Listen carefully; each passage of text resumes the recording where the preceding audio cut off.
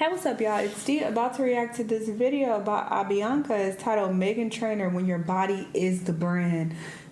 Interesting, because I remember she was, plus size, and then I remember seeing pictures of her. She lost a whole bunch of weight. So yeah, I guess her brand is now surrounded by her body. This reminds me of Lizzo as well. To where their body plays a huge role in their career, which is really interesting. I mean, I guess it's not too abnormal because, you got people like Icy Spicy, Meg the Stallion. Their bodies are a big part of their brand as well. It's not the only thing. Well, Icy Spicy a bit more than Meg, but it still plays a role. So I think that's interesting if it's the case with her as well. But yeah, let's see what's going on with her. Let's watch. What happens when your body becomes your brand? In 2014, a 20-year-old songwriter from Massachusetts told the entire world she was all about the bass, no treble. The song went number one for 8 weeks, sold over 11 million copies worldwide, and the music video became the first by a debut artist to cross 1 billion views. Meghan Trainor wasn't just a pop star, she was this message, this movement. The media called her the poster girl for larger women and pop's emblem for self-acceptance. 12 years later, that same woman has lost 60 pounds, had her US tour cancelled over what many believe were low ticket sales, faced accusations of hypocrisy for using weight loss medication, and watched the internet turn on her for becoming, in their words, the exact thing she told everyone they didn't need to be. Let's talk about the body brand trap. Before we get into Meghan specifically, I need you to understand something about how this industry works, because this is the lens through which everything in this video makes sense.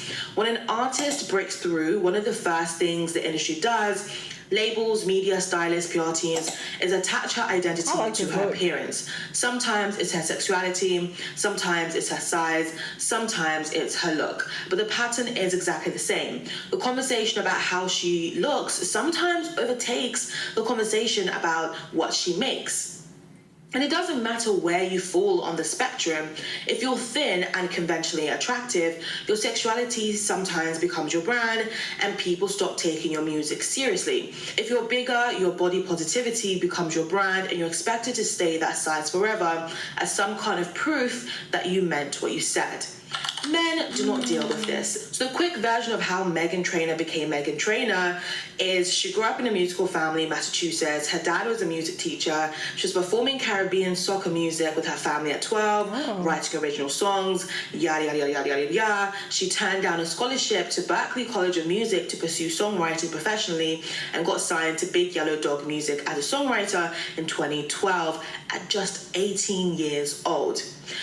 A detail that really does matter is she co-wrote songs for Sabrina Carpenter's debut album. Really? She was working as a songwriter before she was an artist. And in an interview from that era, she said something that breaks my heart a little bit. She said that when she got signed as a songwriter, her first thought was, oh, no one sees me as an artist because I don't look good enough.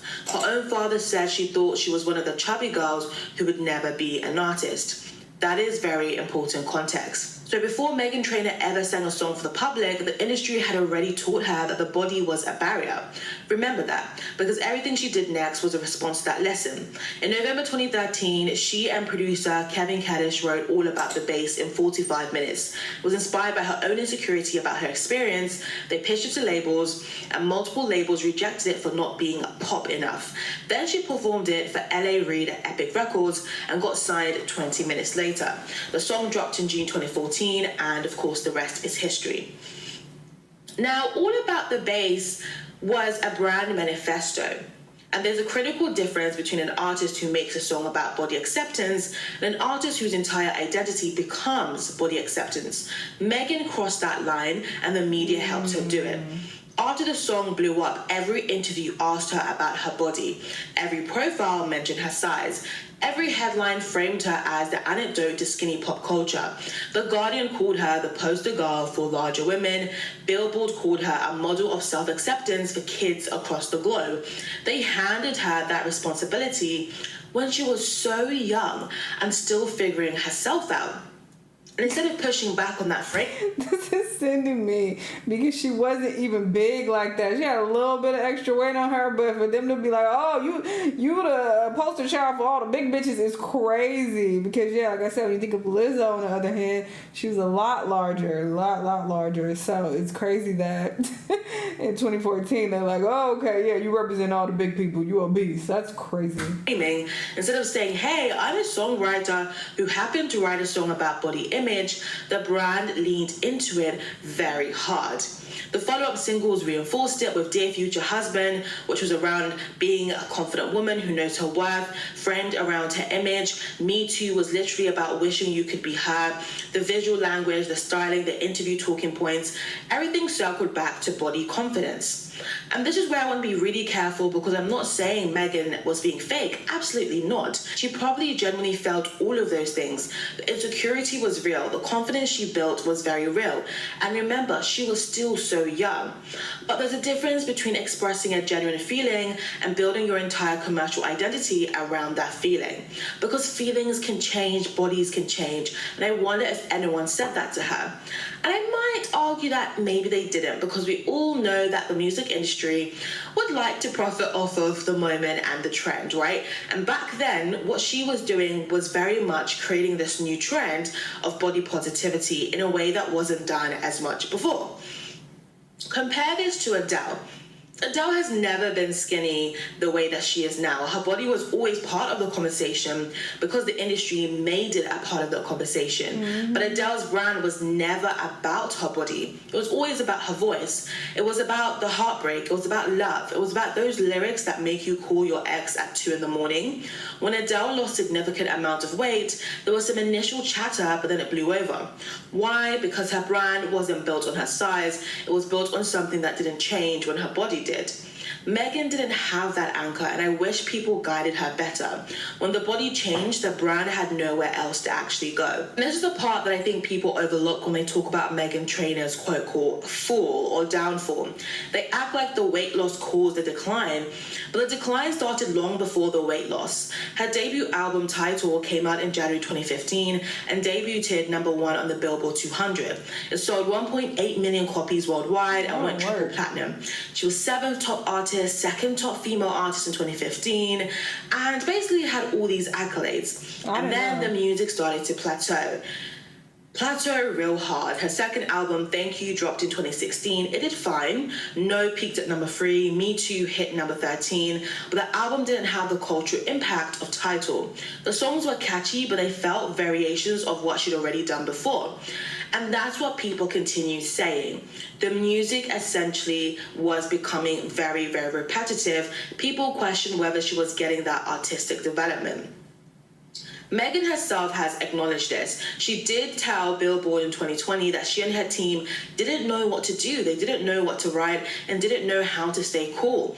And that is a really important part, because when your brand is focused on your body or on your appearance, and these are things that change, by the way. 1 minute people love BBLs, 1 minute they want to be body positive, 1 minute Ozempic, 1 minute it's back to skinny. How do you then create music around the body when the body unfortunately has become a trend in the industry and you now no longer suit what is quote-unquote trending? And that is why the body brand problem is so damaging. When the music stagnates, a strong musical brand can survive the dip, because the audience is invested in the arts, not the image. But when the music stagnates and your brand is built on your body, you've got nothing underneath to catch you. The audience was never there for the songs. They were there for what Meghan represented.